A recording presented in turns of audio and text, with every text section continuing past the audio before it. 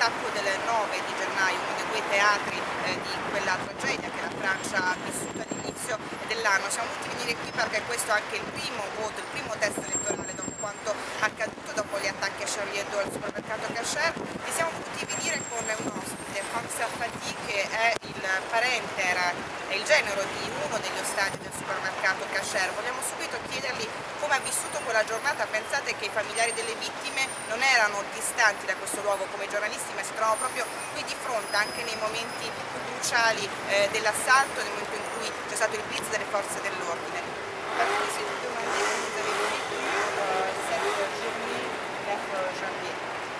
Alors, comme des millions de personnes en France, à Vincennes, en Europe et partout dans le monde, de façon dramatique, nous étions, vous l'avez rappelé, avec le maire de la ville, Laurent Lafont, avec le préfet, le ministre qui nous a rejoint également immédiatement lorsque les forces de l'ordre ont été prévenues de la prise d'otage, et puis beaucoup d'émotions, une sensation effroyable parce que nous avons appris dès le début de la prise d'otage qu'il y avait des morts.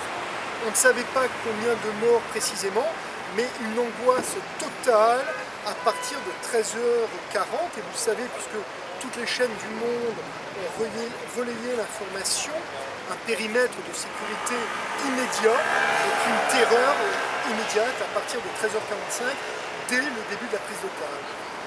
Ci stava raccontando appunto che lui si trovava qui di fronte con il sindaco di questo comune, del comune di Vincennes, anche il prefetto, e soprattutto c'è stato il terrore sin dai primi minuti quando si è iniziato a capire che c'erano delle vittime. Ovviamente i familiari delle vittime, i familiari degli ostaggi ancora non sapevano quella che era la sorte dei loro cari, non sapevano i nomi delle vittime, l'identità delle vittime, quindi è arrivato subito il sentimento dell'angoscia e del terrore.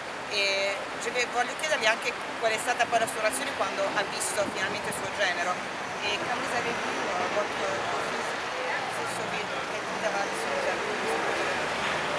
Alors, effectivement, le fiancé de ma fille, son futur mari, était dedans, puisqu'il était salarié de ce magasin, et je n'ai pu le voir qu'après 18h, c'est-à-dire une fois que la police et notamment les agents du RAID sont intervenus, les otages ont été libérés, puis je l'ai retrouvé moi aux alentours de 19h, c'est-à-dire une heure après la libération du magasin, puisque l'État français avait organisé une zone pas loin d'ici, un peu plus loin, pour les victimes et les otages au moment de leur libération.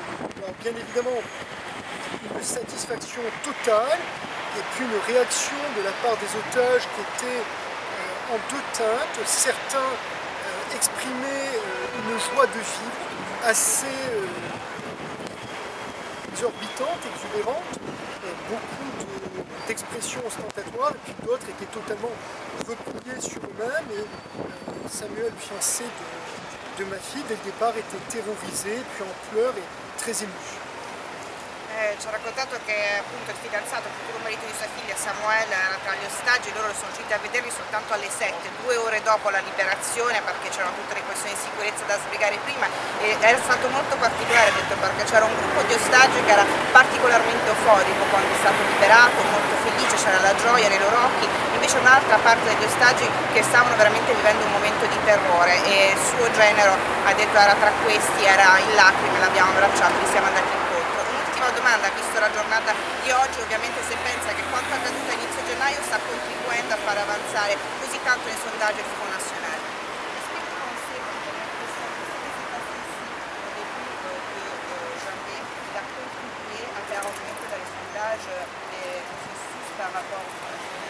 Alors, peut-être pas de façon aussi fondamentale qu'on le dit, parce que vous savez, en France et d'ailleurs partout dans l'Europe, certains partis d'extrême droite sont en hausse continue. Marine Le Pen, qui est dirigeante du Front National en France, qui est l'héritière de son père, a un score qui est très important depuis maintenant 2 ans, depuis qu'elle est arrivée à la tête du parti. Et effectivement, ce phénomène d'insécurité en France et en Europe, de toute façon, mais plus particulièrement en France, a contribué, mais les événements de janvier ne sont peut-être pas le fait le plus symptomatique de la poussée du Front National. Il y a des questions qui remontent à plusieurs années, des problématiques qui sont prises en compte par le Front National et les partis d'extrême droite. Alors, permettez-moi peut-être de rappeler en quelques secondes que Marine Le Pen, à la tête de l'extrême droite, pose peut-être certaines bonnes questions. En tout cas, ce n'est pas un parti de gouvernement et ce n'est pas un parti qui sera appelé et amené à apporter les bonnes réponses aux problèmi che si posano in France e in Europa.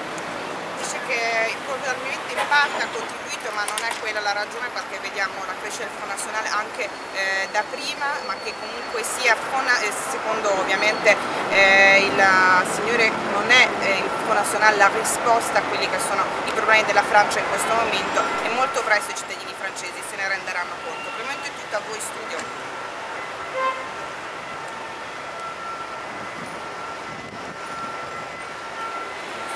Merci à vous. Merci.